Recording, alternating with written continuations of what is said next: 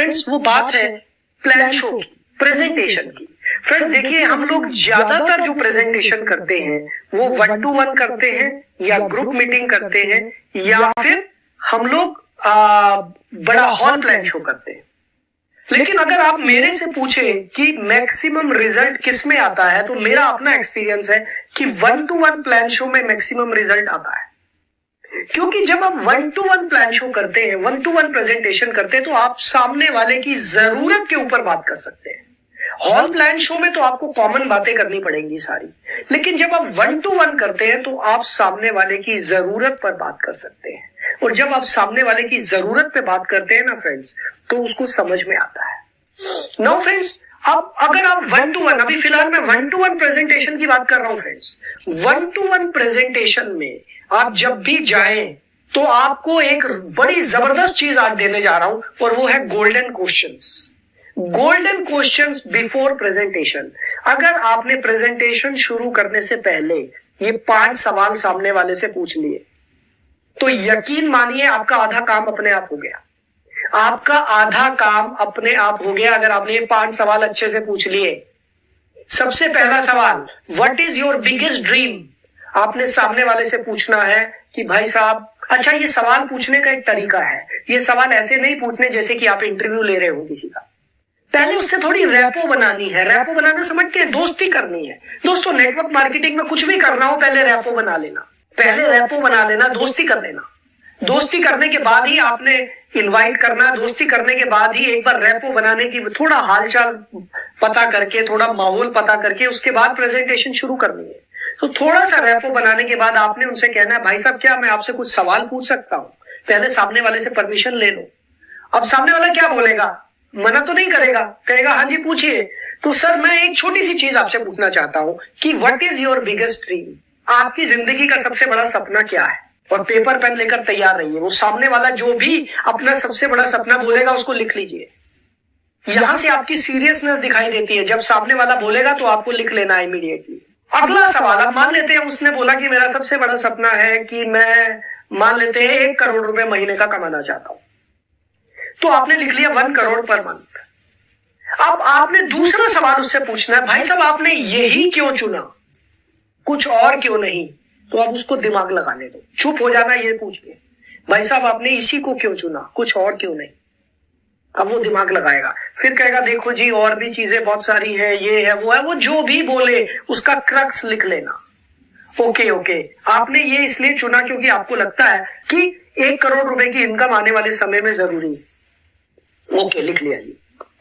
अब तीसरा सवाल, do you think with this present job और business it is possible to achieve your goal? क्या आपको लगता है कि आज आप जो नौकरी कर रहे हैं या आप जो ट्रेडिशनल बिजनेस कर रहे हैं या आप जो भी कर रहे हैं उसको करते हुए क्या आप 1 करोड़ रुपए महीने पे पहुंच सकते हैं? तो ज्यादातर नौकरी वाले बिल्कुल हाथ खड़ा कर देंगे, कहेंगे भाई साहब पॉसिबल ही नहीं है, क्योंकि मेरा बॉस खुद 50,000 या 1 लाख या 2 लाख लेता है, तो मैं कैसे पहुंच जाऊंगा 1 करोड़ पे? तो वो खुद ही बता देंगे ये पॉसिबल नहीं है। ट्रेडिशनल बिजनेसमैन भी बता देगा कि ये पॉसिबल है या नहीं है। लेकिन आप, अब इसका मैं आपको साइकोलॉजी बताऊंगा, आपने बस इसी सीक्वेंस में सवाल पूछने हैं। तो वो कह देगा नहीं जी मेरी जॉब से ये पॉसिबल नहीं है। अच्छा, चौथा सवाल, आपके पास इस जॉब के अलावा और क्या क्या रास्ते हैं जिससे आप अपने सबसे बड़े सपने को पूरा कर सकते हैं? मेरे शब्दों पर ध्यान दीजिएगा, आपके पास इस जॉब के अलावा और क्या क्या रास्ते हैं जिससे आप अपने सबसे बड़े सपने को पूरा कर सकते हैं? अब वो आदमी ज्यादातर केसेस में ये बोलेगा कि नहीं है। अगर वो बोलता मेरे पास कोई रास्ता है तो थोड़ा सा डिस्कस कर लीजिए, सर आप हमें भी बताइए क्या रास्ता है। वो घूम फिर के अपने आप आ जाएगा कि वो रास्ता उसके लिए नहीं है, क्योंकि अगर उसके लिए होता तो वो ऑलरेडी उस रास्ते पे चल रहा होता। और पांचवा और सबसे आखिरी सवाल कि भगवान ना करे, गॉड फॉरबिड, मतलब भगवान ना करे, अगर आपका सपना पूरा नहीं हुआ तो आप कैसा महसूस करेंगे? अब सामने वाला सोचने पे मजबूर हो जाएगा, हाँ बुरा लगेगा, ऐसा लगेगा लाइफ में कुछ हुआ नहीं, मजा नहीं आएगा। अब आपको बोलना, देखिए सर आपने जो अपना सबसे बड़ा सपना बताया, मैं आपको एश्योरेंस दे सकता हूं कि अगले 40 मिनट अगर आपने मुझे ध्यान से सुना तो आपके ये सारे सपने पूरे हो सकते हैं, आपकी जिंदगी का सबसे बड़ा सपना पूरा हो सकता है। और उसके बाद आपको अपनी प्रेजेंटेशन शुरू करनी है। फ्रेंड्स, क्लियर हुआ? अब मैं आपको इसके पीछे साइकोलॉजी बताता हूँ। ये बहुत ही साइकोलॉजिकल क्वेश्चंस है। सबसे पहला, what is your biggest dream? दोस्तों, आप जानते हैं दुनिया में 98% लोगों को ड्रीम का मतलब ही नहीं पता है। जब आप किसी आदमी से पूछते हैं ना, तेरा सबसे बड़ा सपना क्या है, 15 मिनट लग जाते हैं उसको ये सोचने में कि मेरा सपना क्या है, क्योंकि उनको खुद ही नहीं पता सपना क्या है। ज्यादातर लोगों को तो बस यही पता है, सुबह उठो, ऑफिस जाओ, रात को घर आओ, टीवी देखो, सो जाओ, फिर सुबह ऑफिस जाओ, काम करके आओ, टीवी देखो, सो जाओ।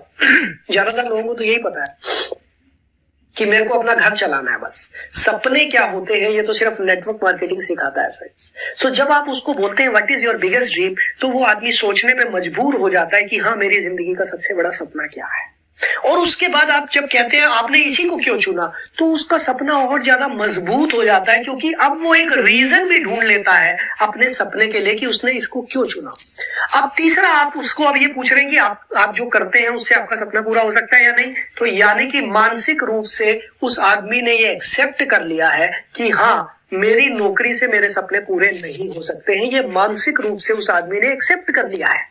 चौथा क्वेश्चन जब आपने पूछा कि आपके पास और क्या क्या रास्ते हैं, तो जब वो आदमी दिमाग दौड़ाता है और उसको रास्ते नहीं दिखाई देते हैं, तो वो मानसिक रूप से एक्सेप्ट कर लेता है कि हाँ, मेरी जिंदगी में कोई और रास्ते नहीं है। और पांचवा, अगर हमने जो सवाल पूछा, भगवान ना करे अगर आपका सपना पूरा नहीं हुआ तो आप क्या महसूस करेंगे, तो फ्रेंड्स जब वो इसका जवाब देता है तो आप उसको इनडायरेक्टली उसके सबकॉन्शियस माइंड को, उसके माइंड को वहां ले जा रहे हैं कि देखिए, अगर आप हमारे साथ ज्वाइन नहीं करते हैं तो आपका सपना पूरा होना मुश्किल है। ये एक पूरा साइकोलॉजिकल प्रोसेस है। आप प्लान शो शुरू करने से पहले अगर आपने 5 सवाल पूछ लिए ना, आपकी 50% ज्वाइनिंग तो आ गई, समझिए। समझ लेना 50% लोग तो वैसे ही ज्वाइन कर गए फ्रेंड्स, अगर इस फॉर्मूले का इस्तेमाल कर लिया।